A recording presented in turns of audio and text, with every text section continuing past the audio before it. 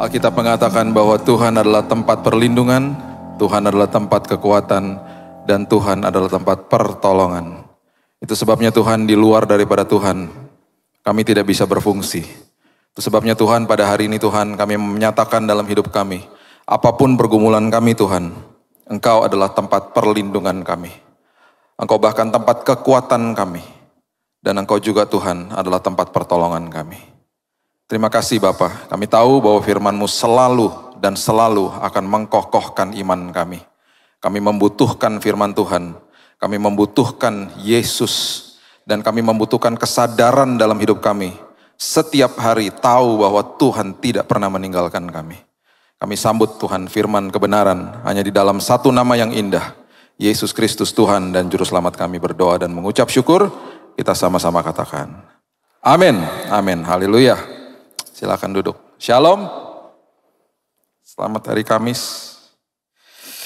Oke. Kita buka dari 2 Samuel. Kita mulai dari ayat yang ke-17 dulu. 17, 18, dan 19. 2 Samuel pasalnya yang kelima. 2 Samuel pasal yang kelima ayat 17, 18, dan 19.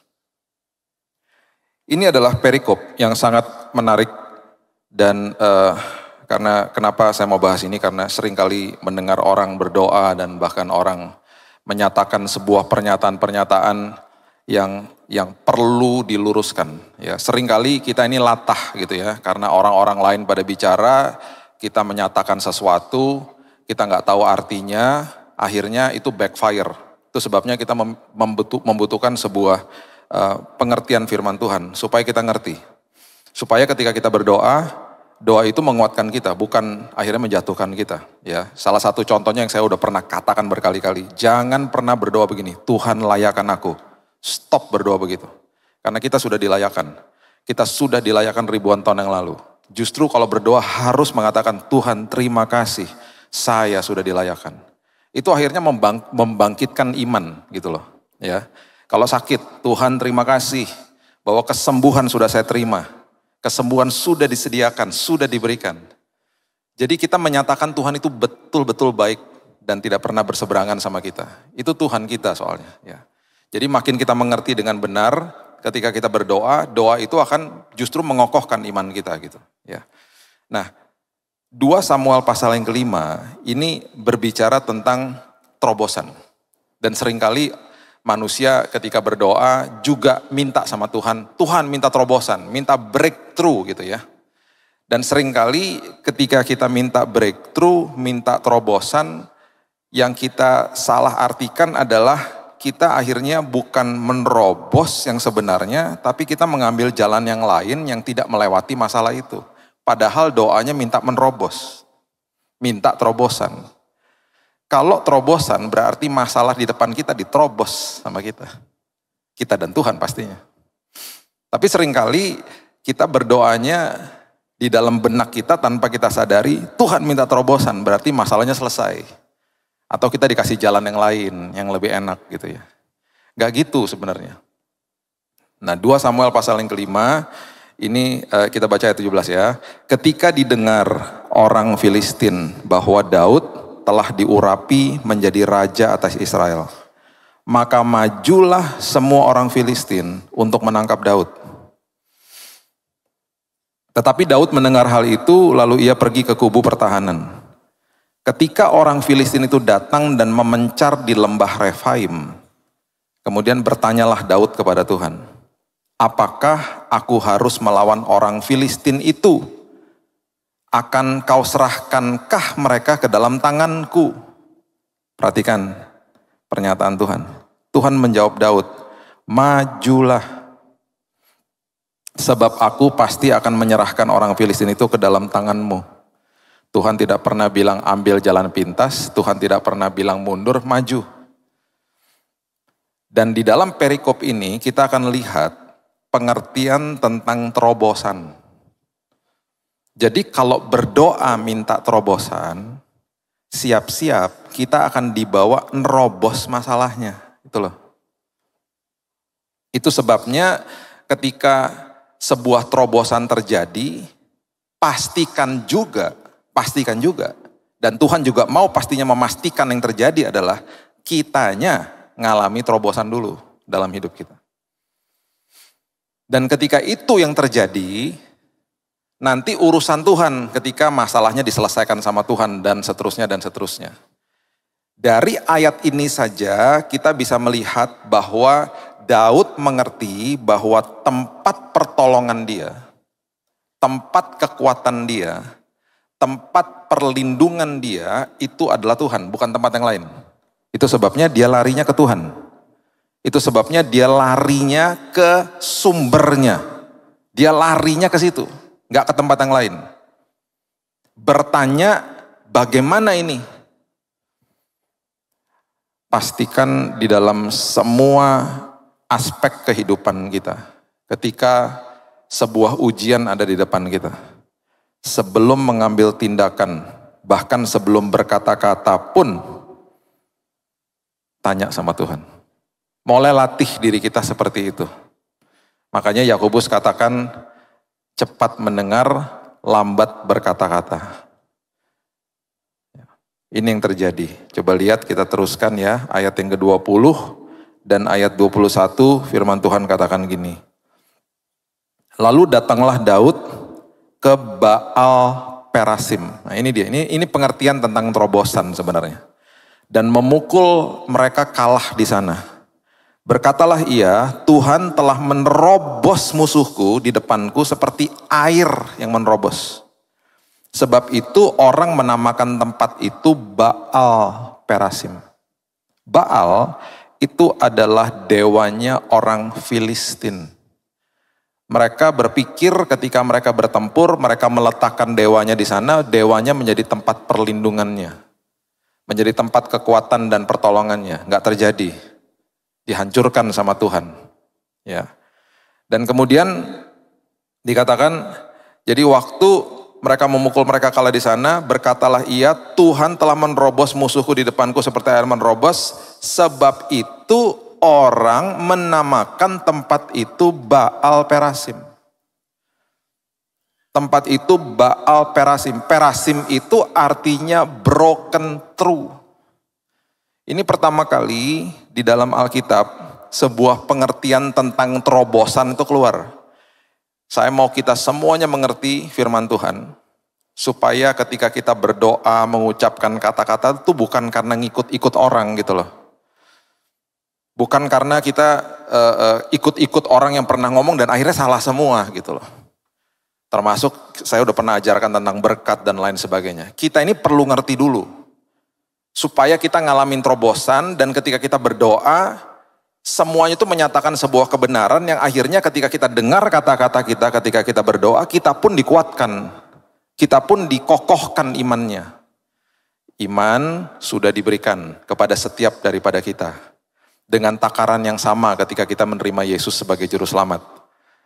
Masalahnya ada orang yang imannya bertumbuh, ada orang yang imannya makin kokoh, ada orang yang imannya ya gitu-gitu aja. Iman tetap ada, udah dikasih sama Tuhan, tapi ada yang gak bertumbuh. Faktornya banyak, gak intim sama Tuhan, gak ngerti firman Tuhan, ikut-ikutan aja, gak punya pengalaman sama Tuhan sendiri, dan lain sebagainya. Akhirnya gak kokoh imannya. Makanya ada orang yang tegar, ada orang yang kokoh, ada orang yang tidak. Kemarin teman saya kasih tahu sama saya,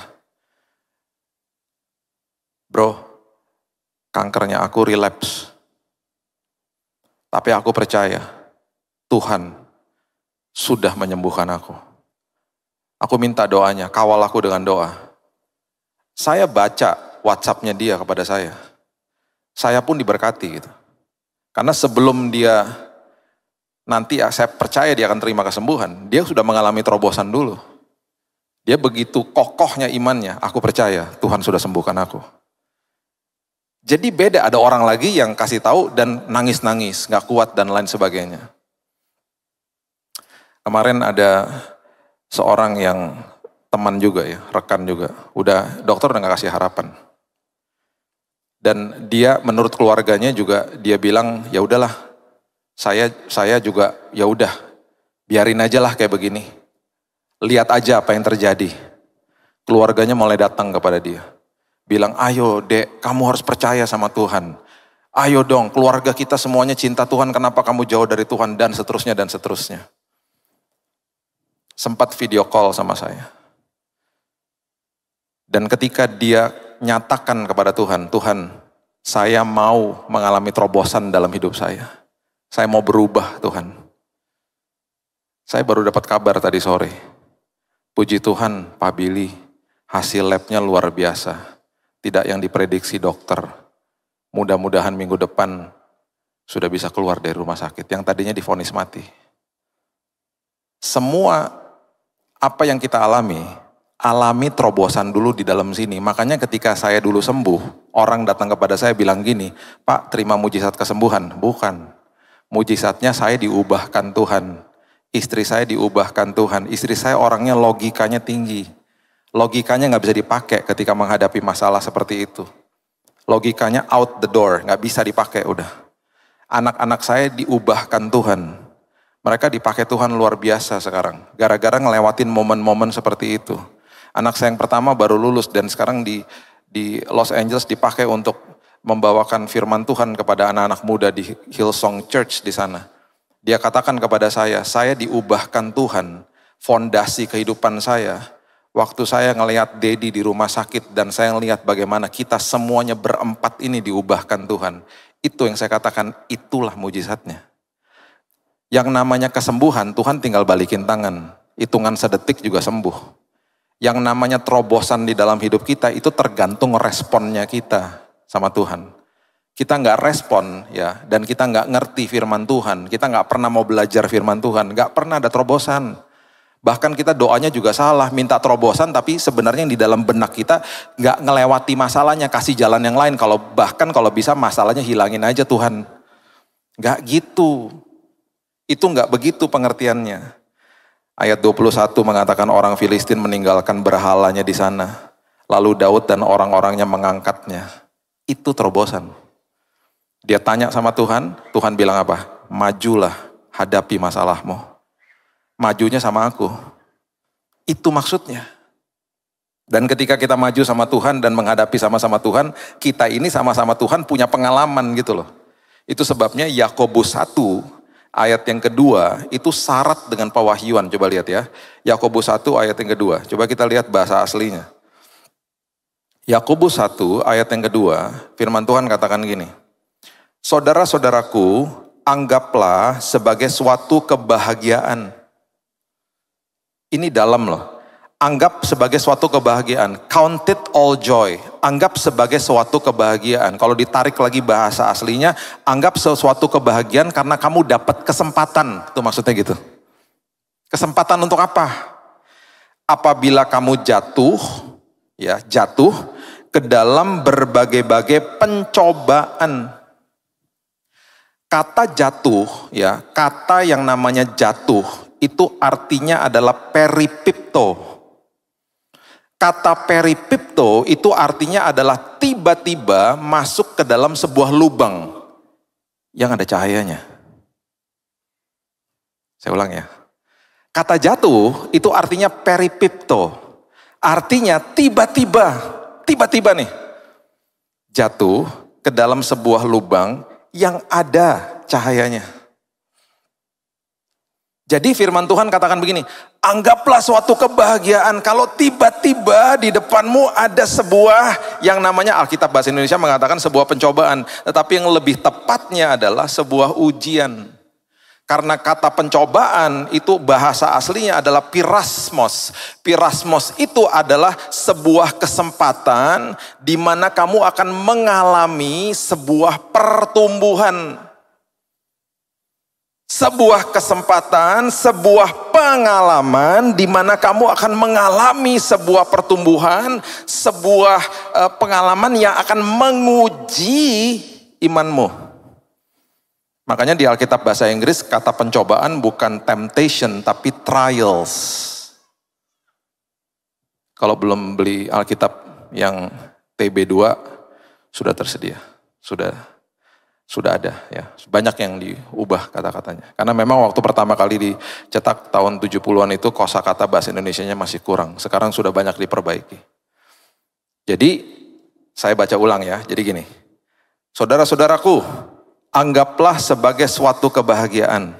Count it all joy, karena ini kesempatan. Kesempatan apa? Kalau tiba-tiba kita ini dapat kesempatan masuk ke dalam sebuah lubang yang ada cahayanya. Berarti ada penyertaan Tuhan.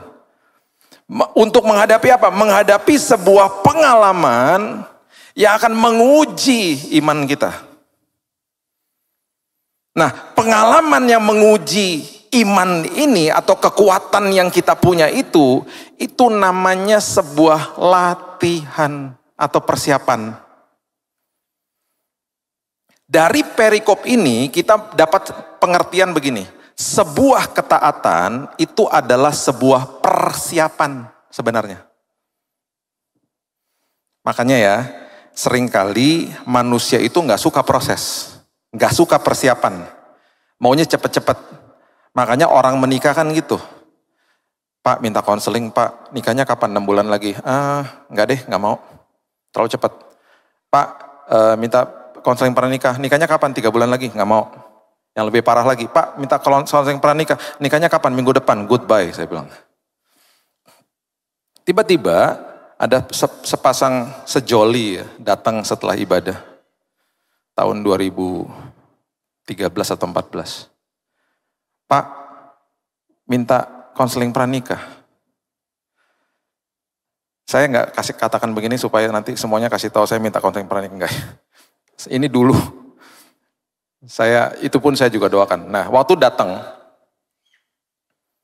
saya udah antipati, saya minta maaf akhirnya sama dia. Dalam hati gini, aduh ini lagi. Terus saya tanya, berapa lama lagi mau nikah? Tiba-tiba dia bilang gini, 1,5 tahun lagi. Hah, kok hebat banget kamu? Dapat pengertian dari mana? Dengar khotbahnya, kakak aku mau lakukan, kami mau lakukan kak. Saya bisa pastikan pasti istri saya mau, saya bilang gitu.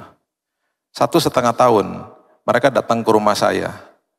Setiap hari Rabu, jam 7.30 malam setelah mereka selesai kerja. Bisa di rumah saya sampai jam 12 malam. Mereka mempersiapkan hidupnya. Supaya apa? Supaya nanti ketika ada ujian datang, mereka siap. Itu artinya. Jadi, mereka bertengkar di depan kami 1,5 tahun. Bahkan mereka katakan kalau nanti sampai nggak jadi juga nggak apa-apa. Justru ini adalah persiapan kami berdua. Yang membuat saya tergugahnya luar biasa adalah mereka punya komitmennya begini Bapak Ibu. Dan saya sampai geleng-geleng kepala. Kak, kami komitmen nggak mau pegangan tangan. Wow, pegangan tangan nggak dosa loh. Iya, tapi abis pegangan tangan ada seperti listrik katanya. Listrik ngapain? Listriknya mengalir kemana-mana, pengen lebih katanya. Ntar kalau habis pegangan tangan pengen ciuman kan bahaya. Habis ciuman pengen having sex kan bahaya. Mendingan daripada katanya gitu. Saya cuma pegangin tangan pacar saya kalau nyebrang jalan itu juga cuma tangan bagian atas aja pegangin. Itu komitmennya dia. Saya selama 25 tahun pelayanan saya datang ke pesta pernikahan atau pemberkatan pernikahan lah ya lebih tepatnya. Itu mungkin ya udah ribuan kali ya. Saya tidak pernah meneteskan air mata sampai saya datang ke pernikahan mereka. Karena pertama kali saya melihat mereka berciuman di depan altar. Saya melihat komitmen mereka yang luar biasa, yang mereka katakan kepada diri mereka, kami mau mempersiapkan diri. Orang yang mempersiapkan diri adalah orang-orang yang mengalami terobosan dalam hidupnya. Itu yang luar biasa. Jadi ketika ada badai kehidupan, mereka siap. Berapa minggu yang lalu, saya ketemu mereka di sebuah ibadah di Jakarta. Saya tanya, apa kabar? Kak, kami mengalami pernikahan yang luar biasa bahagianya. Karena ada fondasi yang dibangun di bawahnya. Kenapa tentara Vietnam menang secara gerilya lawan tentara Amerika?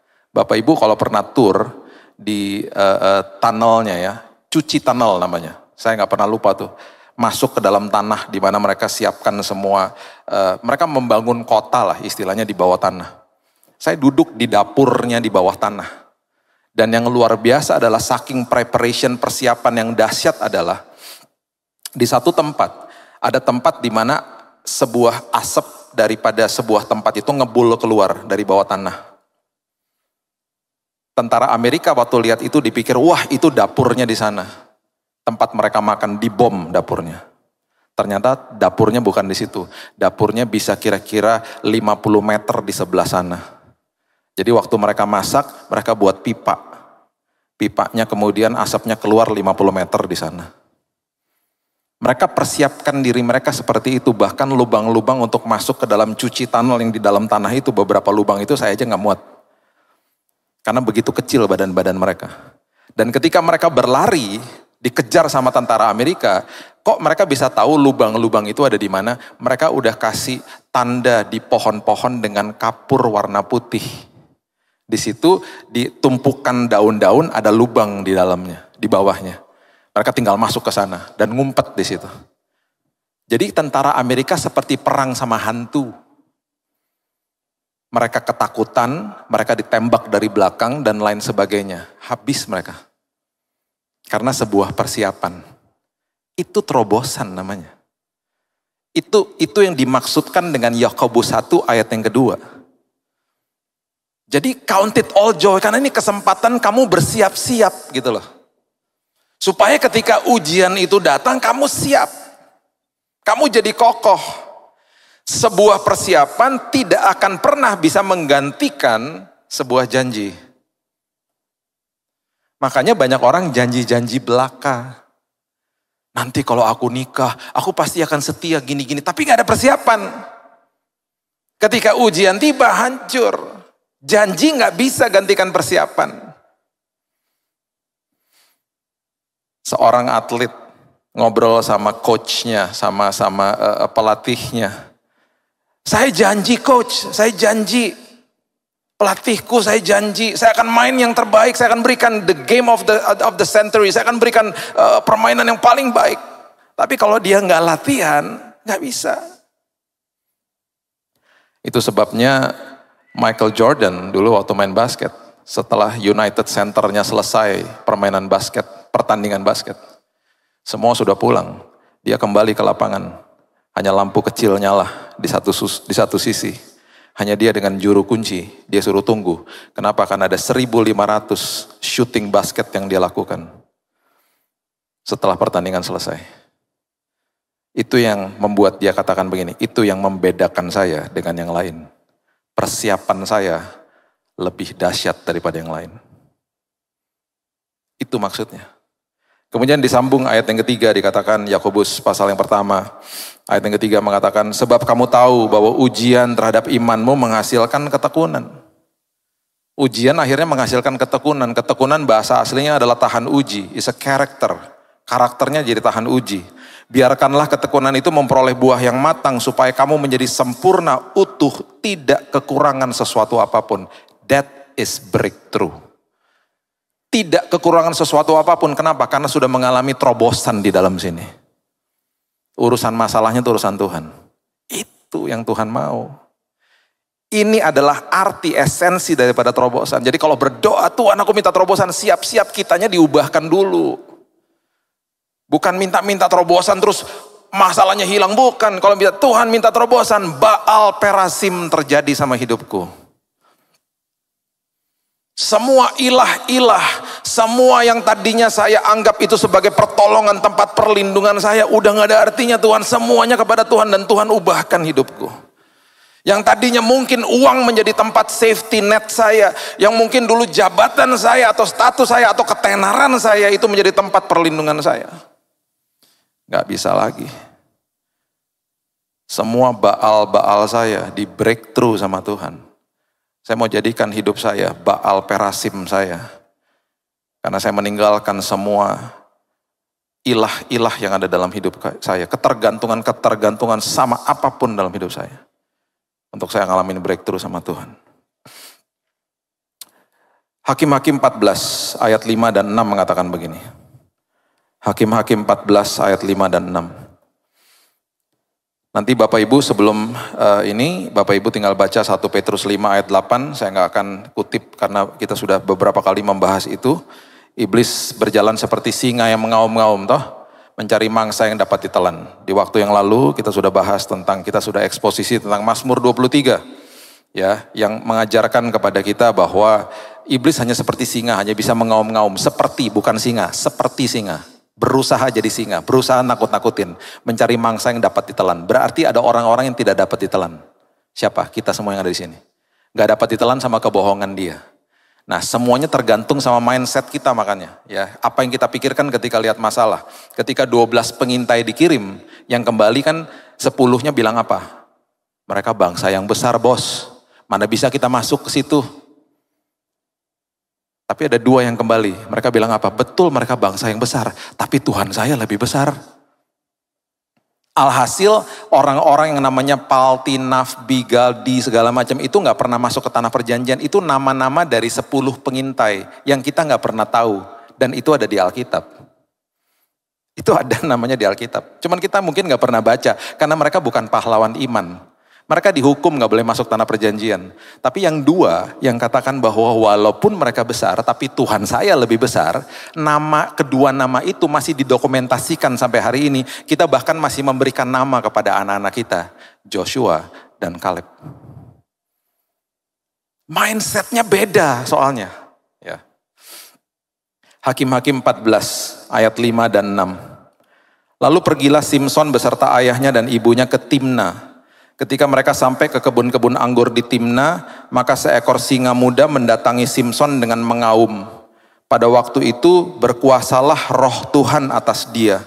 Sehingga singa itu dicabiknya, perhatikan kalimat ini, seperti orang mencabik anak kambing tanpa apa-apa di tangannya. Tetapi tidak diceritakannya kepada ayahnya atau ibunya apa yang dilakukannya itu. Dia merobek rahangnya singa ini. Dicabik-cabik, seolah-olah seperti anak kambing. Bukan kambing lagi, anak kambing. Itu mindset. Karena Tuhan saya lebih besar. Itu maksudnya. Itu orang yang sudah ngalami breakthrough di dalam hidupnya. Orang yang selalu bilang, Tuhan ini kesempatan bagi aku Tuhan. Sebuah kerang ketika menerima pasir masuk ke dalam tubuhnya. Itu merupakan kesempatan mutiara bagi dia. Karena pasir itu diubah jadi mutiara. Seringkali kita nggak count it all joy, kita tidak menganggap itu sebagai sukacita ketika ada sebuah pergumulan hidup datang dalam hidup kita. Karena bagi kita itu adalah kesempatan buruk bagi kita. Akhirnya pasir yang masuk menjadi lumpur, menjadi sesuatu yang makin buruk gitu loh dalam hidup kita. Harusnya mindsetnya kan berubah, Tuhan ini kesempatan. Supaya perkara yang buruk yang aku alami akan menjadikan aku mutiara dalam hidupku. Makanya setiap orang yang mengambil keputusan untuk jadi mutiara, walaupun dia ada di tempat-tempat yang tidak baik misalnya ya satu orang ya, di sebuah tempat pekerjaan misalnya. Gara-gara tempat pekerjaan itu gak memberikan dia kesejahteraannya dan lain sebagainya, dia ngeluh. Habis dia ngeluh, dia komplain sama Tuhan. Terus dia gak mau kasih yang terbaik gitu loh. Dia nggak ngerti firman Tuhan bahwa saya kerja buat kerajaan sorga. Ya udah saya biarin aja, saya nggak suka, saya kepahitan sama bos saya atau siapapun yang kerja sama saya misalnya. Tetapi beda sama orang yang punya kingdom mindset. Dia katakan gini kepada dirinya, walaupun aku di tempat yang tidak dihargai, tapi aku berlian, aku mutiara. Aku akan mengambil keputusan untuk tetap berkilau di tengah-tengah sampah. Satu hari pasti ada orang yang ngelihat mutiara yang berkilau ini.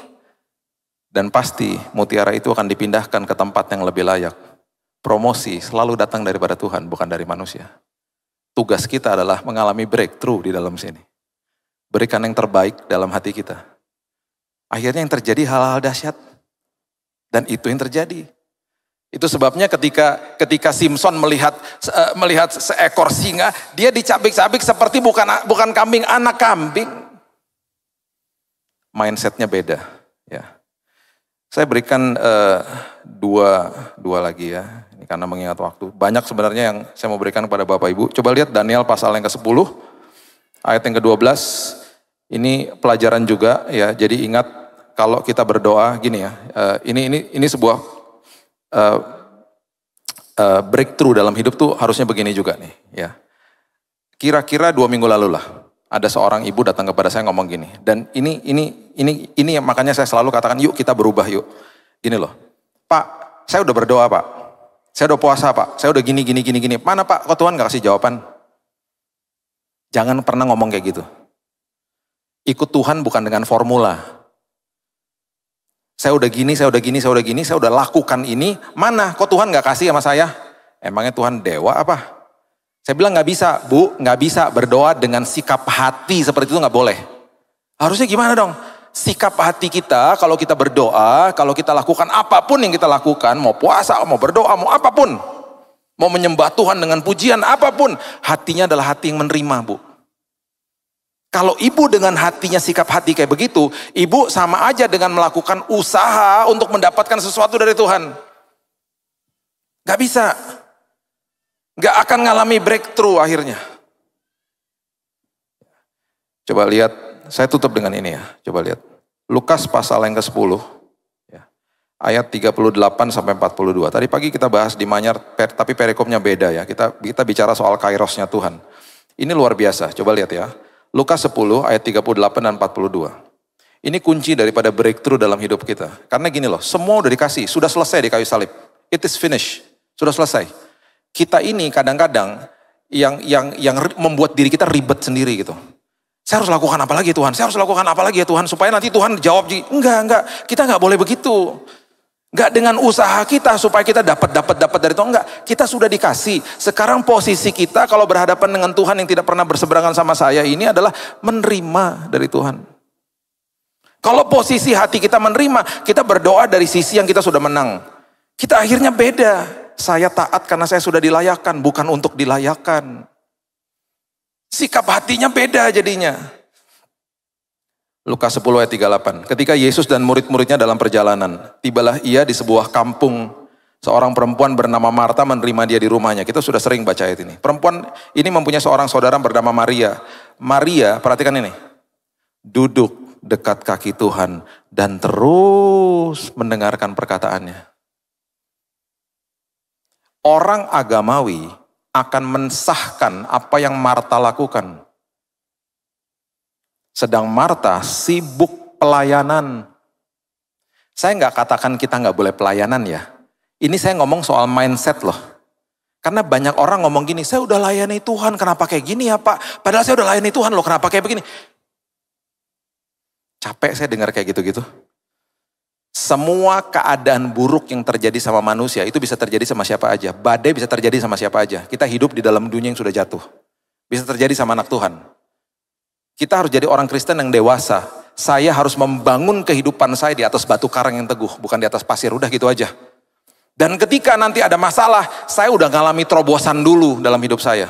Baru nanti saya akan lihat perkara besar Tuhan lakukan dalam hidup saya. Itu mindsetnya harus begitu. Ya. Terus kemudian ia mendekati Yesus dan berkata, Tuhan, tidakkah Engkau peduli bahwa saudaraku membiarkan aku melayani seorang diri? Suruhlah dia membantu aku. Saya suka dengan pernyataan Yesus. Dia kalau ngomong tuh nempeleng orang selalu pokoknya. Dia bilang gini, Tuhan menjawab, Marta, Marta, engkau khawatir dan menyusahkan diri dengan banyak perkara. Orang ya, kalau mindsetnya, saya harus gini ya Pak, saya berarti harus gini ya Pak. Kalau saya doanya harus panjang ya Pak, harus begini ya Pak. Khawatir akhirnya tentang banyak hal. Yang dipikirnya ritual-ritual dan tata-tata ibadahnya kepada Tuhan. Alias usahanya. Tuhan gak mau usaha kita untuk dilayakkan sama dia. Enggak, bukan itu maksudnya.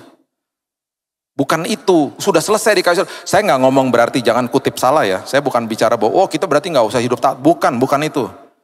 Mindset kita nih. Kalau datang kepada Tuhan tuh harus udah sikapnya gini. Tuhan, aku terima Tuhan. Kebaikan Tuhan dalam hidupku. Berdoa, mau berdoa 5 menit, mau berdoa setengah jam. Isi doa dan isi sikap hatinya adalah, Lord, I am receiving from you. Aku terima darimu Tuhan. Aku percaya kesembuhan sudah diberikan. Pemulihan sudah diberikan. Mau minta di awal, oke. Gak apa-apa, minta di awal. Ya, ini yang membuat orang akhirnya pada nyerah. Ketika berdoa, sampai mendapatkan jawaban, di tengah-tengah prosesnya banyak yang nyerah. Karena pakai usaha seperti Marta. Tetapi orang yang ketika di awal bilang ini, Tuhan, betul, saya membutuhkan kesembuhan Tuhan. Waktu di awal juga saya berdoa begitu, Tuhan aku membutuhkan kesembuhan. Besoknya saya gak minta-minta lagi. Saya percaya Tuhan kesembuhan sudah diberikan. Allah mengerti. Allah sudah memberikan. Aku percaya Tuhan bahwa kesembuhan sudah di tanganku. Walaupun masih lihat hal-hal yang buruk. Dan aku isi dengan ucapan syukur. Dari posisi berdoa sampai terima jawaban. Akhirnya tidak gugur imannya. Karena diisi dengan ucapan syukur. Imannya makin kokoh. Itu yang Yesus mau sampaikan di perikop ini. Makanya dia katakan begini, hanya satu saja yang perlu. Berarti nggak ada lain yang lebih perlu loh. Terus dia katakan apa? Maria telah memilih bagian yang terbaik, berarti nggak ada yang lebih baik daripada itu. Dan yang dahsyat adalah yang tidak akan bisa diambil daripadanya. Itu adalah breakthrough. Breakthrough ngalamin waktunya Tuhan dan seterusnya dan seterusnya. Nggak ada yang lebih baik daripada itu, nggak ada yang lebih baik, nggak ada yang lebih perlu, dan nggak akan bisa diambil daripadanya. Itu adalah ketika kita duduk di kaki Tuhan dan menerima apa yang Tuhan sudah siapkan bagi kita. Itu sikap hati. Kita udah bahas juga di Mazmur 23, hati kita masuk ke dalam perhentian Tuhan, rest. Makanya ya, orang kalau terima damai Tuhan, mengambil keputusannya benar. Nggak akan hidup di dalam ketidaktaatan akhirnya. Orang yang terus di dalam pikirannya, saya harus ngapain lagi ya, saya harus ngapain lagi ya. Letih akhirnya, capek, rohaninya capek. Karena gak punya pengertian kasih karunia. Saya harus ngapain lagi ya, saya harus ngapain lagi ya. Berhentilah berpikir seperti begitu. Semuanya sudah diselesaikan di kayu salib. Hari ini apapun kebutuhanmu, terimalah dari Tuhan. Dia sudah siapkan semuanya bagi kita. Ambil sikap Maria, duduk di kaki Tuhan. Duduk di kaki Tuhan. Saya akan tutup dengan kisah ini ya, nanti baca di rumah saja. Kisah Rasul 12 ayat 6-7 ya. Ketika Petrus dibelenggu dengan rantai. Dan temannya Yakobus baru dipenggal kepalanya, mati martir oleh Raja Herodes. Ada kemungkinan besar besoknya dia akan diperhadapkan juga dengan massa dan dihukum mati juga. Sebelum terobosan terjadi, terobosannya apa? Malaikat Tuhan turun malam hari itu. Membebaskan dia. Bahkan membawa dia keluar. Melewati prajurit atau siapapun serdadu yang menjaga dia. That is breakthrough. Dia lewat loh. Alkitab tidak menjelaskan apakah mata mereka ditutup. Alkitab dengan jelas mengatakan dia melewati orang-orang itu, dikeluarkan dari penjara sama malaikat Tuhan. Sebelum itu terjadi. Ketika malaikat Tuhan bersinar di dalam ruangan penjara, Petrus tidak terbangun. Biasanya kalau malaikat turun, cahaya bersinar, orang bangun ketakutan. Alkitab mencatat dengan jelas, malaikat itu menepuk Petrus untuk membangunkannya. Berarti dia tidur nyenyak. Berarti dia hidup di dalam damai Tuhan. Walaupun ada masalah dan apapun yang terjadi, terobosan sudah dialami sama Petrus. Dia tidur nyenyak malam hari itu. Malaikat datang dia nggak tahu. Dr. Lukas, penulis kisah para rasul, dengan detail mengatakan cahaya bersinar dalam ruangan itu. Dia nggak bangun. Sebelum dia dilepaskan, sebelum dia nerobos keluar dari penjara, terobosan sudah terjadi dalam hidupnya. Saya rindu kita ngalamin itu semuanya pada malam hari ini. Apapun masalah kita, Tuhan sudah siapkan yang terbaik. Pastikan terjadi terobosan di dalam sini. Baal perasimnya kita apa? Yang kita dulu bangga-banggakan itu apa? Yang menjadi tempat pertolongan, perlindungan, dan kekuatan kita itu apa? Uang, jabatan, status, ketenaran itu singkirkan. Jadikan momen itu Baal perasim saya Tuhan, itu Baal-Baal saya. Makanya saya gak pernah ngerasa keterobosan dalam hidup saya Tuhan. Malam hari ini, saya percaya Tuhan adalah tempat pertolongan, perlindungan, dan kekuatanku. Ketika aku diubahkan, ketika terobosan terjadi dalam hidupku, aku akan lihat hal perkara-perkara besar terjadi. Bahkan aku akan dibawa menerobos masalahku bersama dengan Tuhan. Dan setelah itu terjadi, ketika orang datang kepada saya dan katakan, wah kamu dapat mujizat ya, kamu dapat kesembuhan. Bukan, itu bonusnya. Mujizatnya adalah saya diubahkan Tuhan. Karena semuanya untuk kemuliaan Tuhan. Berikan tepuk tangan kita untuk Tuhan kita. Haleluya. Bapak terima kasih, mengucap syukur buat malam yang indah ini. Tuhan, kalau malam hari ini kami mempunyai Baal Perasim kami Tuhan. Tuhan, kami mau serahkan kepada Tuhan. Apapun yang dulunya kami bangga-banggakan itu menjadi tempat pertolongan, perlindungan, bahkan kekuatan kami. Kami mencari kekuatan perlindungan di situ Tuhan. Itu semuanya adalah hal-hal fana. Di luar Tuhan semuanya fana. Dan akhirnya kami gak pernah ngerasa dan gak pernah nikmati terobosan dalam hidup kami. Itu sebabnya Tuhan pada hari ini, semua Baal itu Tuhan, kami akan serahkan kepada Tuhan. Karena hari ini Tuhan, sama seperti Petrus, sama seperti Maria, kami mau mengalami Tuhan. Dan bahkan hari ini ketika kami berdoa dalam posisi yang menerima dari Tuhan. Semua kebaikan Tuhan, semua kesembuhan, kesehatan, pemulihan, provisi daripada Tuhan, kami sudah terima, sudah disediakan sama Tuhan. Kami ranting melekat kepada pokok anggur yang suplainya tidak pernah habis. Dan itu terus mengalir dalam hidup kami. Itu sebabnya Tuhan, doa ini yang kami naikkan adalah doa iman kami kepada Tuhan.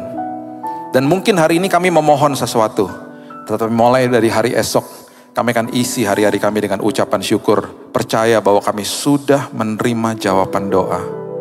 Dan dari masa ini sampai nanti kami melihat manifestasi jawaban doa kami, iman kami terus kokoh, iman kami terus teguh.